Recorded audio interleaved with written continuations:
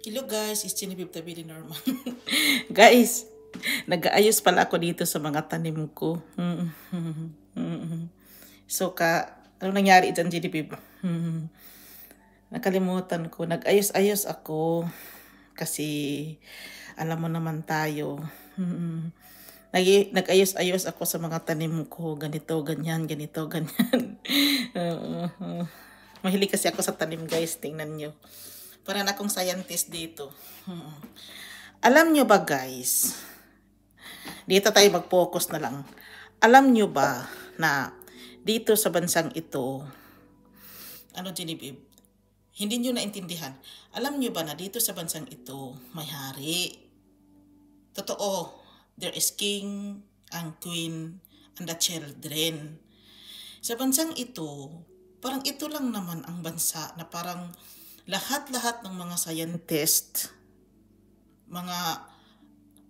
parang invention ba guys, sa iba't ibang panig ng mundo, dito yun pupunta sila dito sa Sweden. Andito yung Svenska Akademin. Yung, if you know Nobel Prize, ang tindi mo, Genevieve Norman ha, ano kasi yan sa Swedish kasi yung Svenska Akademin. Tapos, yung hari, magbibigay yun ng kung sino yung mananalo talaga ng mga scientists around the globe, pupunta sila dito para awardan sila guys sa nagawa nila. Hindi namin alam yung Genevieve ha, in fairness, hindi no. Dito yon yung hari ng Sweden na si King Gustav ang mag-reward. Yan, parang every December 10 ata, Nobel Prize ang tawag. Tapos punta talaga yung mga around the globe, yung mga tao, yung mga scientists, yung mga reyna dito sa Sweden. Doon nila i-held sa Stockholm. Mayroong lugar doon na very old talaga yung dating mga lahat-lahat. Basta yung aim doon, goal is mag-award talaga yun, basta Nobel Prize. Awardan ka na ikaw yung pinaka-expert, yung example na-invent mo yung ganito, ikaw na talaga. Kaya ako, parang scientist na rin.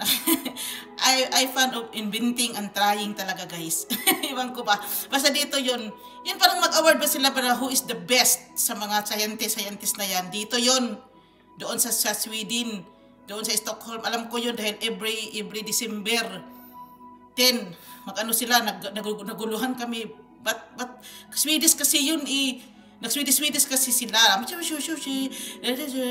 Beat do, tapos atar sila, dinaguguluhan ka na.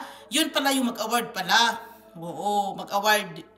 Oo. Yun pala ang pinaka dyan. Mag-award sila sa mga scientist, yung pinaka-effective talaga guys. Mayroon talaga dito yun. Svenska Akademin ang tawag. Pero yung Nobel Prize, yung kikita mo yung mga banggiitan ba guys? Mga banggiitan, dito yun sila mag-held. Guys, ito pala yung mga tanim ko ba, nag-experiment ako ba? Tapos, na-vlogs ko. Dito lang ako focused. Kasi, nag-create kasi ako guys Guys, dito na lang ako. Maraming salamat. Bye.